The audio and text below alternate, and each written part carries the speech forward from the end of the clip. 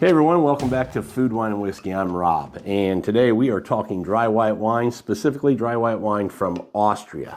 Gruner Veltliner is the grape that's being used on this.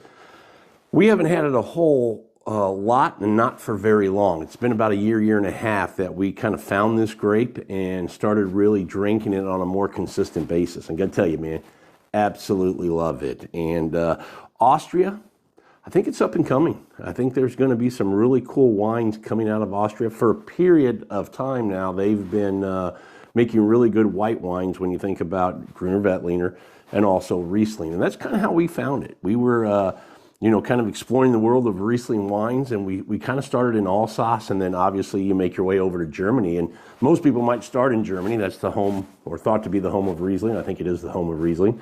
But we didn't. We were exploring France and ran into Alsace and tried the Riesling there. And obviously people say, hey, you got to go to Germany, and try the Rieslings there. That's the motherland.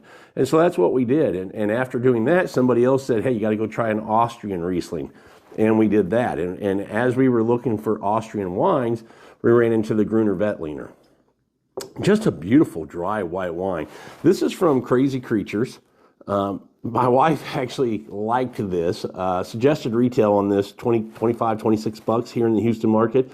But, she gets caught up in that marketing, and it works. Cool bottle, cool label. And she saw this one and said, hey, cool label, I want to try it. Sometimes I have that concern that cool label means maybe not so good in the bottle. This one kind of debunked that. Really good in the bottle, great white wine. For 25, 26 bucks, just absolutely delicious. You see the label here, it's this butterfly, but on the back you'll see that this particular bottling can have one of these four creatures on it called, that's why it's called Crazy Creatures. But anyway, this is a Gruner Veltliner, 12% alcohol. I mean, just bone dry white wine, but delicious. I opened this up about 3 days ago. And sometimes I'll like to open a bottle of wine and not finish it. Go figure, right? Who doesn't finish a bottle of wine? I know. You're calling me a quitter. Don't be a quitter. Sometimes it's intentional. So I might not finish the bottle. I'll open that second one while we leave some in here. So see, I'm not a quitter.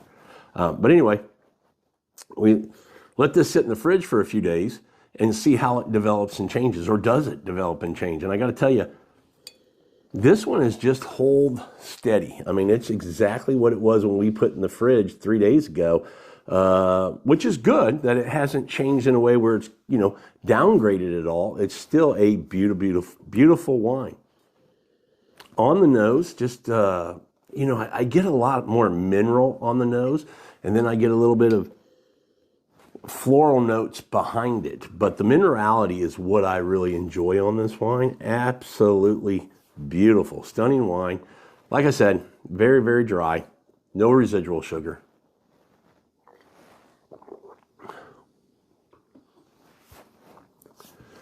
And on the palate, just, kind of mirrors what you get on the nose. The acidity is just super, super high in this wine, and I like that. Acidity is something that I've been in wine for a while, but I've really gotten to where I'm trying to dissect and understand wine and the components of wine and what makes, the structure of the wine so good. Finding acidity and understanding how that plays a role in how good a wine can be and will be was huge for me. So now I seek out and look for wines that are acidic, and I gravitate to what I want to have, to wines that are very high in acidity. Whether it's a Chenin Blanc or a Riesling or a Gruner Veltliner like we have here. White wines, I think, is where you find the higher acidity. There are some red wines that have good acidity in them, but I think when you want just an acidity bomb, you're going to get that in a white wine. And I love that about white wines. But Gruner Veltliner, how would I describe this wine to you? And that's where I struggle in being able to, I can tell you I like it, I get stuff, but I just can't kind of get it to come from what I'm getting here to come out here. So I need to figure that out.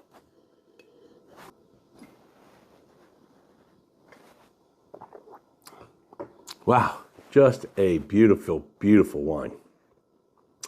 It's got nice length. It's got medium body. It's not a big bodied wine, but it does have a little oomph to it. You know, it's got a little body to it. So I'd call it a medium body as far as the density of the weight of this wine.